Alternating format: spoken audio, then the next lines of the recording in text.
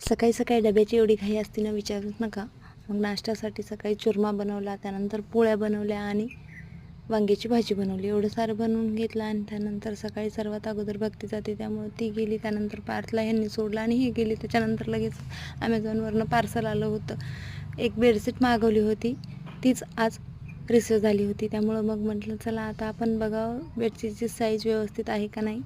माझ्यासाठी सर्वात अवघड म्हणजे हे गादीवरचं बेडशीट टाकणं, कारण की कसं आहे, गादी खूप जड आहे. त्यामुळं मग ते बेडशीट लावायला वेळही लागतो. लवकर व्यवस्थित बेडशीटही बसत नाही. पण यावेळेस असं नाही झालं, कारण की बेडशीट व्यवस्थित सेट पण झालं आणि तो एवढं सॉफ्ट होतं आणि त्याचे कुशन पण खूप छान आले होते. तेही व्यवस्थित असे ज्या साईजमध्ये पाहिजे होते त्या साईजमध्ये कुशनही आले आणि बेडशीटही व्यवस्थित टाकून झाली. त्यानंतर लगेचच कपाटामध्ये एवढा साड्यांचा गर्दा झाला होता. जशी साडी काढली तशीच ती ठेवून देण्यात आली. त्याच्या घड्या वगैरे थोड्याफार मारायच्या राहिल्या होत्या, त्यामुळं मग ते करून घेतलं. व्यवस्थित अशा घड्या केल्या आणि बेडशीटसोबतच मी काही साड्यांसाठी कवर मागवले होते. त्यामध्ये साड्या व्यवस्थित अशा बसून गेल्या आणि बघा किती छान दिसत आहे.